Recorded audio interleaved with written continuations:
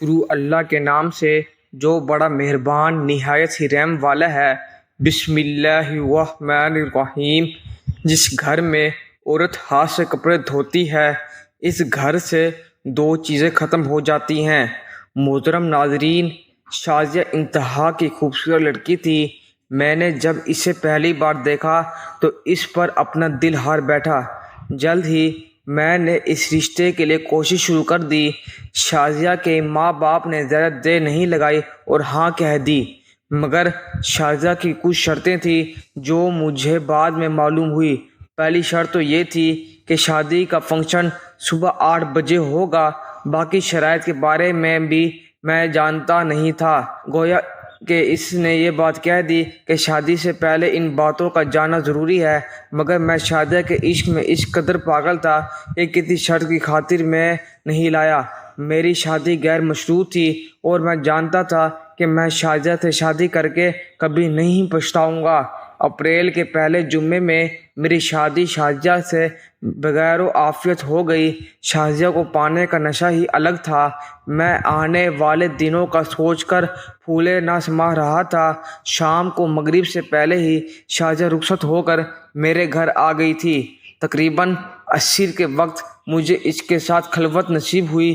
میں نے منہ دکھائی میں اسے قیمتی تحفہ دیا۔ اس کا شکریہ ادا کر ہی رہا تھا کہ وہ بولی، پہلی میری شرط سن لیں، اگر منظور ہے تو ٹھیک ہے، اگر نہیں منظور تو ابھی اور اسی وقت مجھے طلاق دے دیجیے۔ شازیہ کے منہ سے ہی رات طلاق کا لفظ سن کر میرے دل کو کچھ ہونے لگا تھا۔ تم عورت ہو کر طلاق کی بات کیسے کر سکتی ہو؟ میں نے دل میں سوچا۔ تب شازیہ نے بات آگے بڑھائی، میری شرط بہت ہی آسان سی ہے، وہ یہ کہ تم رات کو کبھی میرا چہرہ نہیں دیکھو گے، چاہے تمہارا جتنا بھی دل چاہے، مگر میں تمہیں رات کو اپنا چہرہ نہیں دکھاؤں گی۔ باقی تمہاری ہر بات مانوں گی، تم جو کہو گے ویسا ہی ہوگا۔ ایک بات میری مانی جائے گی کہ رات کو تم کبھی میرا چہرہ نہیں دیکھو گے، نہ ہی میں رات کے وقت کسی سے ملوں گی۔ اندھیرا ہوتے ہی تقریباً عشاء کے وقت میں اپنے کمرے میں چلی جاؤں گی۔ تم چاہو تو وہیں رہ سکتے ہو، اگر چاہو تو باہر گھوم پھر سکتے ہو، تمہیں یہ پابندی بھی نہیں کہ میرے ساتھ رہو۔ شازیہ نے اپنی بات مکمل کی تو میں نے کہا، شازیہ یہ کیسی عجیب سی شرط ہے، اگر تم مجھے اس کی وجہ بتا دو گی تو میں تمہیں کبھی بھی رات کو اپنا چہرہ دکھانے میں مجبور نہیں کروں گا۔ لیکن شازیہ، بنا کسی وجہ کے میں تمہارا چہرہ رات کو کیوں نہیں دیکھ سکتا؟ میں نے رومانوی انداز میں کہا۔ مجھے لگا کہ یہ شازیہ کے ناز اور ادائیں ہیں، مگر وہ تو سنجیدہ تھی۔ مجھے بولی، اگر تم نے رات کو میرا چہرہ دیکھا تو صبح تم سے طلاق لے لوں گی۔ شازیہ کے سنجیدہ لہجے نے مجھے بھی سنجیدہ کر دیا۔ میں نے کہا، ٹھیک ہے، تم جیسی حسین لڑکی کا مل جانا ہی نعمت ہے۔ تم کہو گی تو میں تم کو رات کو کیا دن کو بھی تمہارا چہرہ نہیں دیکھوں گا۔ خیر، یہ ایک جذباتی قدم تھا اور مجھے شادی کے پہلے ہفتے ہی معلوم ہو گیا کہ اس کی قیمت چکانا کتنا مشکل ہے۔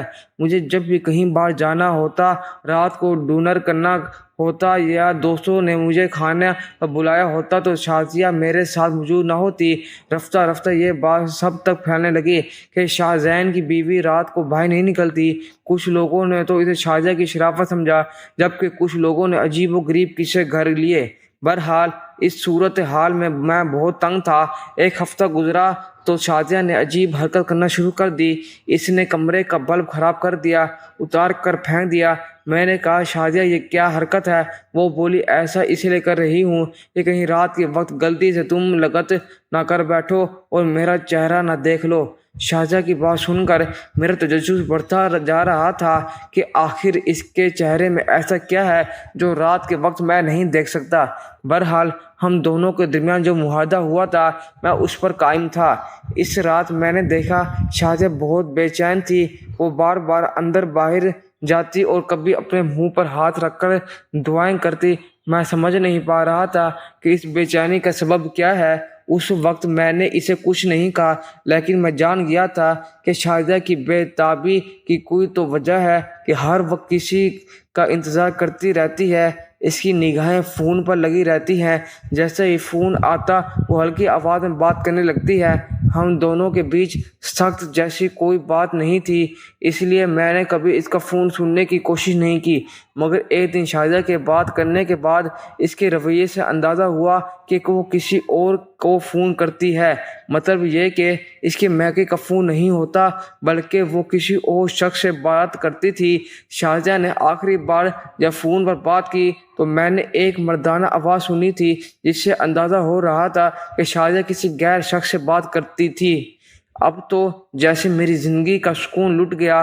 بیوی خوبصورت تو تھی مگر خوبصورت نہ تھی۔ میں نے سوچا کہ اب شازیہ سے بات کرنے کی بجائے ساتھ ہی اس معاملے کو حل کرنے کی کوشش کروں گا، اور جلد ہی شازیہ کا چہرہ بھی رات کے وقت دیکھوں گا تاکہ مجھے سمجھ آئے کہ معاملہ کیا ہے۔ ایک دن میں آفس سے ذرا جلدی آ گیا۔ اس دن شازیہ پھر ٹہل رہی تھی۔ اس کی بے چینی اس کے چہرے سے دیکھ ہی جا سکتی تھی۔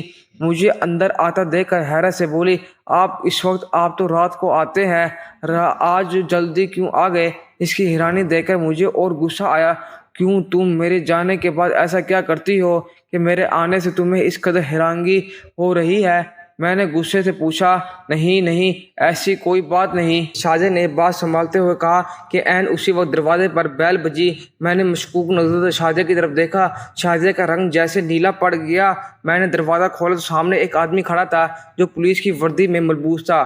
اس وقت میرے سامنے کوئی اور ہوتا تو شاید بھی شک کرتا، مگر انسپکٹر مظہر حیات کو اپنے سامنے دیکھ کر میرا سارا غصہ جھاگ کی طرح بیٹھ گیا۔ انسپکٹر مظہر حیات میرا دوست تھا۔ ہم دونوں ایک دوسرے کو کافی عرصے سے جانتے تھے اور میری اس سے بات چیت بھی ہوتی تھی، مگر کافی عرصے سے ملاقات نہیں ہوئی تھی۔ یوں کہہ کے وہ 2 سال سے ہم دونوں ملے نہیں تھے۔ میں جانتا تو تھا وہ ہمارے ہی علاقے میں انسپکٹر تعینات ہے، مگر مصروفیات کی وجہ سے دونوں کی ملاقات نہیں ہو پائی۔ اچانک مظہر کو اپنے سامنے دیکھ کر مجھے حیرت ہوئی، مگر اس نے زیادہ حیرت کا اظہار نہیں کیا۔ فوراً ہی میرے گلے لگ گیا اور بولا، کہاں تھے تم یار، اتنی عرصے سے ملاقات نہیں ہوئی۔ مظہر کو انداز تو بالکل نارمل تھا۔ میں نے اسے اندر ڈرائنگ روم میں لے آیا، مگر حیران تھا کہ مظہر کو میں اپنے گھر کبھی نہیں لایا، پھر اسے کیسے پتا کہ میں یہاں رہتا ہوں۔ باتوں میں نے مظہر سے دریافت کرنے کی کوشش کی۔ بولا، یار یہ بھی کوئی بات، ہم پولیس والوں کو اپنے علاقے کے ہر بندے کا پتہ ہوتا ہے، تو پھر تم تو پھر دوست ہو۔ مظہر کی بات سن کر میں ابھی مطمئن نہیں ہوا تھا، کیونکہ میں نے شازیہ کو مظہر کا منتظر پایا تھا۔ میں جانتا تھا کہ جس انداز سے شازیہ ٹہل رہی تھی، یقیناً وہ کسی کا انتظار کر رہی تھی۔ اتفاق وہ شخص مظہر نکلا تو مظہر نے مجھے سے ملنے کا بہانہ کر لیا۔ اب بات میری سمجھ میں کچھ آ گئی تھی، مگر میں جانتا تھا کہ آخر مظہر اور شازیہ کے بیچ کیا چل رہا ہے، اس لیے میں نے شازیہ پر مزید شک کرنا شروع کر دیا۔ میرے دل میں جو بھی بات ہوتی میں اپنے دل میں ہی رکھتا، شازیہ پر کسی بھی قسم کے شک کا اظہار نہ کرتا۔ ایک دن میں نے سوچا کہ اگر میری بیوی شازیہ مجھے دھوکہ دے رہی ہے تو میں بھی اس کے ساتھ وہ کروں گا جو اس نے کبھی سوچا بھی نہ ہوگا۔ دل ہی دل میں دوسری شادیاں کی تیاری کرنے لگا، لیکن پہلے سوچا کہ ایک بار سب کچھ اپنی طرف سے ٹھیک کر لوں۔ اس رات میں نے شازیہ کا چہرہ دیکھنا تھا۔ میں جانتا کہ شازیہ رات کے وقت مجھ سے اپنا چہرہ کیوں چھپاتی ہے۔ اس کے بعد مظہر حیات والی گتھی بھی سلجھ جاتی، لیکن پہلے اس کے چہرے کو بے نقاب کرنا ضروری تھا۔ رات کے وقت چونکہ کمرے کا بلب بند ہوتا تھا، میں نے اپنے پاس ایک چھوٹی سی ٹارچ رکھ لی۔ شازیہ میرے پاس آئی تو میں نے اس کا بازو تھاما تاکہ وہ عین وقت پر بھاگنے نہ پائے، اور پھر جیسے ہی اپنی جیب سے ٹارچ نکال کر روشنی اس کے چہرے کی طرف کی تو میری چینخ نکلتے بچی۔ حیرت کے مارے مجھ سے بات نہیں ہو رہی تھی۔ شازیہ، تم نے مجھے اتنا بڑا دھوکہ دیا، آخر مجھ سے اتنی بڑی بات تم نے کیوں چھپائی؟ میں تو تم سے سچی محبت کرتا تھا، تمہیں ایسا کرنے کی کیا ضرورت تھی؟ میں نے نفرت سے شازیہ کی طرف دیکھا۔ اس کے چہرے کے تاثرات ایک دم ہی بدل گئے۔ میں آپ کو سب کچھ بتاؤں دوں گی، خدارا میری بات سن لیجئے۔ آپ کو مجھ پر جو بھی شک ہے میں وہ سب کے سب دور کر دوں گی۔ آپ کو دوست مظہر حیات میں جانتی ہوں، آپ کو تو شک ہے، میں آپ کو بتاتی ہوں۔ آپ بیٹھے تو صحیح۔ شازیہ روتے روتے میرے پاؤں پکڑ کر بیٹھ گئی۔ وہ اس قدر منت کر رہی تھی کہ میں چاہ کر بھی اس سے دھکتا نہیں سکا۔ بتاؤ شاہجہ کیا بات ہے, تم ایسا کیوں کیا, مظہر حیا سے تمہارا کیا تعلق ہے؟ میں اب بڑے تحمل سے اسے کہہ رہا تھا کیونکہ میں نے سوچ لیا تھا اگر یہ عورت مجھے دھوکہ کرے گی تو میں بھی دوسری شادی کر لوں گا, اسے وہ دکھ دوں گا کہ ساری زندگی بھول نہیں پائے گی. تب شاہجہ نے جو بات سنائی یہ سن کر میرا دل بھی رنجیدہ ہو گیا. آپ تو جانتے ہیں کہ ہمارا گھر نہ کس قدر ماڈرن ہے. میں نے جب ہوش سنبھالا تو امی ابو کو اپنے ہی سے دور ہی پایا. وہ مجھے نوکروں اور نوکرانیوں کے رحم و کرم پر چھوڑ کر خود اپنے کاموں سے نکل جاتے. میں جب کوئی امی سے کوئی بات کرتی تو وہ مجھے پیسوں کی گڈی تھما دیتی یا پھر شاپنگ کروانے لے جاتی. مجھے تو ممتا کی ضرورت تھی, میں ان کے پیار کی پیاسی تھی, مگر ماں نے کبھی میری طرف مڑ کر بھی نہیں دیکھا. اس رویے نے میرے اندر بہت ساری محرومیاں پیدا کر دی. پہلے تو میں اپنے نوکر اور نوکرانیوں سے دوستی کرتی, مگر پھر جب یہ احساس ہوا کہ وہ تو صرف میرے پیسے کی اہمیت کو سمجھتے ہیں, میرے جذبات کی قدر نہیں کرتے, تو میں نے نوکروں اور نوکرانیوں سے بات چیت کرنا بھی چھوڑ دی. اب میری زندگی میں بھرپور خلا آ گیا تھا. میری ماں نے مجھے کبھی بھی اپنے آفس آنے کی اجازت نہیں دی تھی. ہمیشہ یہی کہتی کہ میرے آفس آنے سے پہلے مجھے بتا دینا کیونکہ میرا 1000 کام ہوتے ہیں, میں تم سے بات نہیں کر پاؤں گی. ابو بھی اپنے کاموں میں مصروف رہتے تھے, مگر اس وقت میرا دل بہت مجبور تھا. میں اداس تھی, سوچا اگر امی کو فون کروں گی تو دیر ہو جائے گی. میں نے گاڑی نکالی اور امی کے آفس چلی گئی, مگر جیسے ہی آفس کے دروازے سے اندر داخل ہوئی تو اندر کا منظر دیکھ کر میرا دل بجھ گیا. میں اپنی ماں کے بارے میں ایسا سوچ بھی نہیں سکتی تھی, مگر میری ماں اس قدر روشن خیال ہو چکی تھی کہ وہ اخلاقیات کو بھی بھول چکی تھی. اس ایک لمحے نے میرے اندر بغاوت پیدا کر دی. مجھے ان عورتوں سے سخت نفرت محسوس ہوئی جو لوگوں کو بھلائی کے درس دیتی ہے اور خود ان کا کردار کس قدر بھیانک ہوتا ہے یہ کوئی سوچ بھی نہیں سکتا. اماں سے نفرت ہوئی تو میری شخصیت بھی بدل گئی. بد نیت قلب میں جانے لگی. ملبوسات ایسی پہنچتی کہ ہر کوئی میری طرف متوجہ ہو جاتا. اگرچہ میں اس سب میں خوش نہیں تھی, مگر پھر بھی نہ جانے کیوں میری روح کو ایک تسکین ملتی. میں نے اپنی ماں سے بدلہ لے لیا, حالانکہ میں خود کو نقصان پہنچا رہی تھی. اب میں رات دیر تک گھر سے باہر رہتی. اماں ابا کو خبر نہ تھی کہ ان کی بیٹی کیا کر رہی ہے. میں ملبوسات انتہا بے ہودہ ہوتے تھے اور ناچنا گانا میرا محبوب مشغلہ بن چکا تھا. ایک رات میں نے اس قدر شراب نوشی کی کہ میں بے ہوش ہو کر گر پڑی. عموماً ایسے واقعات میں لڑکی اپنی عزت کھو بیٹھتی تھی, مگر اس معاملے میں خوش قسمت تھی. صبح جب میری آنکھ کھلی دھڑکتے دل کے ساتھ اپنے پہلو میں دیکھا تو بستر پر کوئی بھی نہیں تھا. میں ایک اکیلے کمرے میں بیٹھی ہوئی تھی. کمرے کی سجاوٹ سے اندازہ ہو رہا تھا کہ یہ کسی مذہبی انسان کی رہائش گاہ ہے. اور پھر جب وہ لڑکا میرے سامنے آیا تو واقعی میرا خیال سچ ثابت ہوا. اس کے چہرے پر داڑھی تھی جبکہ وہ ایک بادشاہ نوجوان لگ رہا تھا. مجھے دیکھ کر اس نے نظر نیچی کر لی. کہنے لگا کل رات میں ایک اپنی مجبوری کی وجہ سے نائٹ کلب گیا تھا, وہاں پر مجھے کچھ کام تھا, وہاں میں نے آپ کو بے ہوش پایا تو آپ کا خیال کرتے ہوئے اپنے گھر لے آیا. امید ہے کہ آپ ٹھیک ہوں گی, چلیں میں آپ کو آپ کے گھر چھوڑ آتا ہوں. نوجوان پر مجھے سخت غصہ آیا. پھر اس کا حلیہ ایسا تھا کہ مجھے اس سے اور بھی نفرت محسوس ہونے لگی. اس دن تو وہ مجھے چھوڑ کر چلا گیا. مجھے اس سے بالکل بھی کوئی ہمدردی نہیں تھی, نہ ہی میں اس کا شکریہ ادا کیا. وجہ شاید اس کا حلیہ تھا جس سے میری ماں نے ہمیشہ نفرت کی تھی, اور ایسی ہی نفرت میرے بھی دل میں ان دھاڑی والوں کے لیے موجود تھی. مگر اس شخص نے میرا پیچھا نہیں چھوڑا. وہ بار بار میرے پیچھے آتا اور کہتا کہ تم سے محبت کرتا ہوں. میری سہیلیوں نے جب یہ بات دیکھی تو وہ بولی کہ تم اسے اپنی جان چھڑوا کیوں نہیں لیتی, یہ تو ہر وقت تمہارے پیچھے آتا ہے, تمہیں تنگ کرتا ہے. اگر ایسا ہی رہا تو باقی لڑکے تم سے ڈرنا شروع ہو جائیں گے.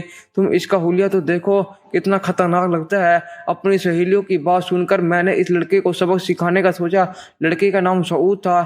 ایک دن اس نے مجھ سے بات کرنے کی کوشش کی تو میں نے کہا کہ شام کو تم بہادری کا مظاہرہ کرنا, میری سہیلیوں کے سامنے خود کو ثابت کرنا, تب ہو سکتا ہے تمہارا کام بن جائے. میری بات سن کر وہ خوش ہوا. اگلی رات جب میں نائٹ کلب میں نکل رہی تھی تو وہ مجھے میرے سامنے ہی دکھائی دیا. عقیدت سے جھکی نظریں وہ میرے محبت میں وہاں آیا تھا. میں نے پولیس کو پیشگی اطلاع کر رکھی تھی کہ ایک شخص روزانہ مجھے ہراس کرتا ہے. میں نے اسی وقت کار ملائی اور پولیس 2 منٹ کے فاصلے سے چل کر میرے ساتھ آ گئی.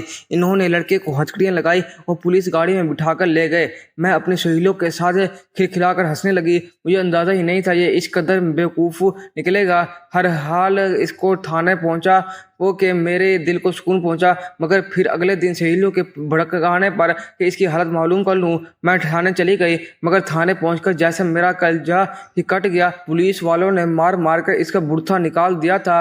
वो बहुत अजियत में लग रहा था। चेहरे पर खून के निशान थे। जब तशद्दुद के बाइस इसकी आंखें सजी हुई थी। इसे देखकर मुझे सख्त अफसोस हुआ। इसकी आंखों में मोटे मोटे आंसू थे। मुझे देखकर इसने आसमान की तरफ देखा और बोला, मैंने अपना मामला अल्लाह पर छोड़ दिया।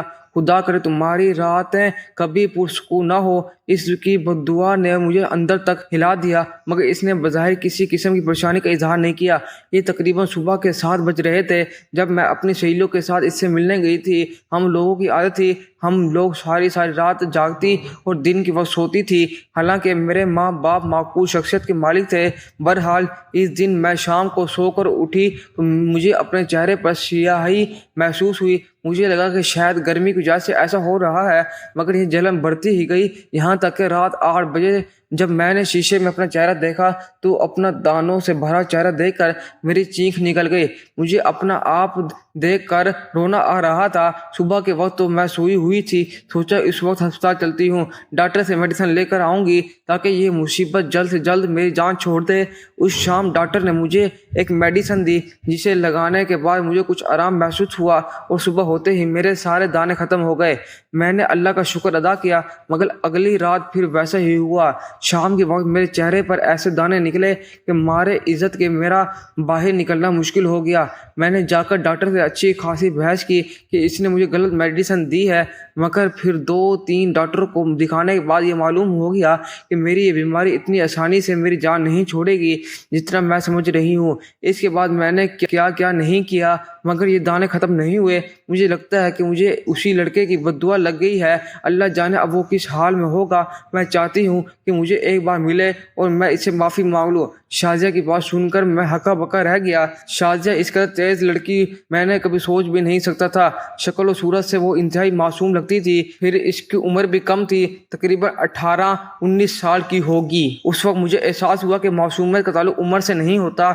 मैंने कई औरतें ऐसी भी देखी जो 40 साल की उम्र में भी इतना ही सादा रहती हैं जितनी कि 18 साल लड़की में भी नहीं होती। मगर अपनी बीवी की ज़ुबानी इसकी कहानी सुनकर मेरा दिल बैठ गया। रही बात मज़हर की तो इसने मुझे बताया कि मज़हर से सऊद के बारे में मालूमात लेती रहती है। मगर सऊद कहाँ गया ये कोई नहीं जानता। मज़हर के यकीन दिलाने पर मैंने शाजिया की बात मान तो गया था मगर मुझे इस पर बड़ा शक होता है। मैं इस पर पहले की तरह कभी एतबार नहीं कर पाया और रात को मैं इसका चेहरा नहीं देख पाता तो अजीब सा अधूरापन महसूस होता है। दिल चाहता है कि दूसरी शादी करूं मगर फिर शाजिया की हालत देखकर सोचता हूं कि इसमें इसका क्या कसूर, जो होना था वो हो गया। मगर अब शाजिया ने अपनी तर्ज ज़िंदगी बदल दिया। अब मेरे ख्याल में इसके माजी की सज़ा देना गलत होगा। छोटी चीज़ों में खुश होना सीखिए, बड़ी खुशखबरी खुद ही आपका मुकद्दर हो जाएगी। सब मतलब की बात समझते हैं, काश कोई बात का मतलब समझता। मौत ये नहीं कि सांस ख़त्म हो जाए, असल मौत तो ये है कि हमें याद करने वाला कोई ना हो। हिसाब रखा करें। आज कर लोग से पूछ लेते हैं तुमने मेरे लिए क्या किया। हैसियत और रुतबे का गुमान कभी नहीं करें। याद रखें उड़ान हमेशा ज़मीन से शुरू होकर ज़मीन पर ही इक़्तिदाम पजीर होती है। ए मतलब तराशकरियों ने तो सबको इंसानों को छोड़ रखा है। दर्दनाक तो ये है कि आप किसी शख्स को आंखों में जगा दें और वो आपको अंधा कर जाए। इंसान बड़ी अजीब फितरत के मालिक है। मरे हुए को रोता है और जिंदे को रुलाता है। अपना हिस्सा मांग कर देखो, सारे रिश्ते बेनकाब हो जाएंगे और अपना हिस्सा छोड़कर देखो, कांटे भी गुलाब हो जाएंगे। जिस घर में औरत हाथ से कपड़े धोती है इस घर से 2 चीज़ें ख़त्म हो जाती हैं। नंबर 1, हाथ से कपड़े धोना डिप्रेशन को दूर करता है। नंबर 2 को धोना रंजो गम और खजान और मिला को दूर करता है। बदी छुप कर करते हो, नेकी भी छुप कर करो, यही इखलास है। परेशानियों की घड़ी को कमर पर लादे हुए ना फिरो, वक्त से पहले कमर दोहरी हो जाएगी और तुम बूढ़े हो जाओगे। घड़ी को अल्लाह पाक के सामने रख दो, हल्के फुल्के हो जाओगे, बुढ़ापे में भी जवान रहोगे। अपनों की छोटी छोटी खुशियों का ख्याल रखने के बदले आपको बड़ी खुशी हासिल होगी। जिंदगी की सबसे बड़ी इन्वेस्टमेंट हम किसी इंसान पर करते हैं, अपनी जिंदगी कीमती वक्त छोड़ कर, और वही शख्स हमें अपनी जिंदगी से फजूल समझकर निकाल देता है।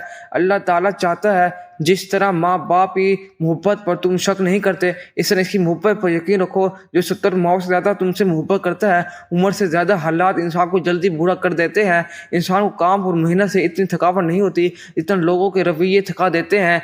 दुआएं कसरत से क्या करो, क्योंकि तुम्हें नहीं मालूम कि कई मरतबा तुम गिरने ही वाले थे मगर तुम्हारी दुआओं ने तुम्हें थाम लिया। लोगों को शिकवा ना करो बल्कि खुद को बदलो। पाँव को मिट्टी से बचाने का तरीका जूता पहनना है, ना कि सारे शहर को कालीन बिछाना। इसलिए खुद को बदलें, अपनी अंदर आजी पैदा करें, क्योंकि अल्लाह ताला आजी को बहुत पसंद करता है। नाज़रीन, गुजारिश है कि अल्लाह के 99 नामों में से कोई एक नाम कमेंट में लिखकर जरूर शेयर कर लें। अल्लाह ताला हम सब का हामी और नासिर हो। आमीन। जज़ाकल्लाह।